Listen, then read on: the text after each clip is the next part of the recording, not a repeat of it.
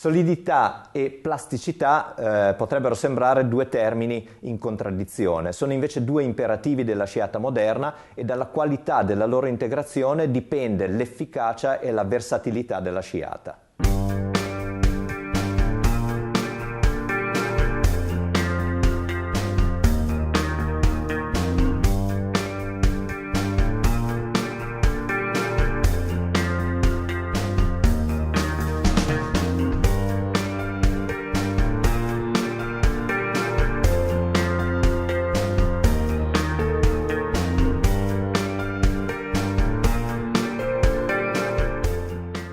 Proviamo quindi a vedere come possiamo rappresentare graficamente il concetto di solidità, che è un concetto opposto a quello del cedimento della struttura. Infatti vediamo in questo modo l'energia che arriva dal corpo in movimento, che deve essere trasmessa al terreno attraverso una struttura solida con le articolazioni allineate e con la muscolatura tosta,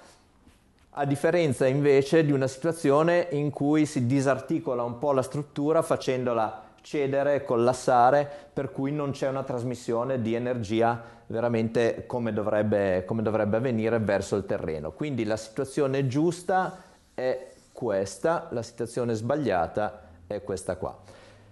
Come si trova la plasticità? Si trova non quindi nell'andare su e giù, perché la struttura deve tenere solida, ma nell'avere un buon tempismo nell'inclinazione laterale del corpo da una parte e dall'altra. La buona scelta di tempo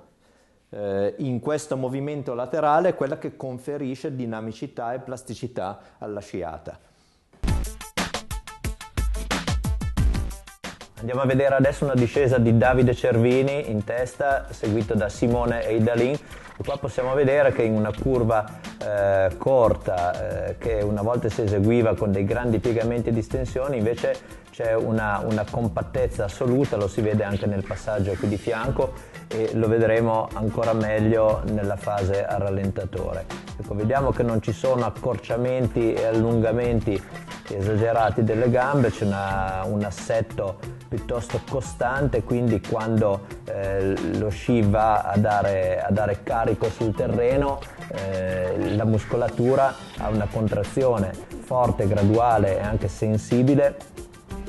in modo da sopportare, da opporsi ai carichi senza delle grandi variazioni di lunghezza degli arti inferiori.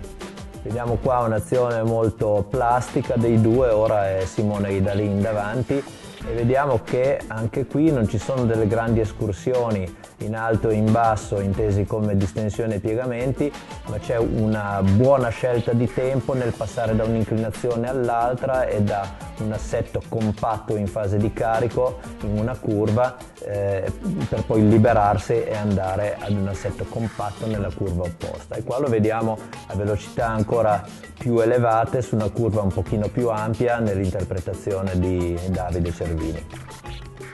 Andiamo a vederlo al rallentatore e vediamo bene qual è la fase di carico dove serve compattezza e solidità del corpo e assenza di cedimenti a livello delle articolazioni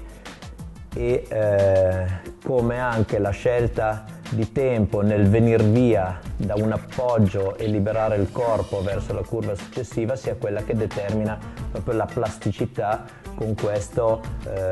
cambio di inclinazione da una parte all'altra. Ce lo dimostra ancora Simone Eidalin, che tende a muoversi un pochino di più alto-basso, dare un pochino più di escursione, come se avesse l'ammortizzatore resistente ma con un po' più di escursione, un po' più morbido. Vediamo al rallentatore, a volte soprattutto nell'uscita dalla curva a destra, ingresso a quella a sinistra, magari con le spalle leggermente arretrate tende ad allungarsi un pochino troppo, ma comunque la fase poi di tenuta e di trasmissione di carichi al terreno è assolutamente solida e assolutamente fatta con un ottimo tempismo.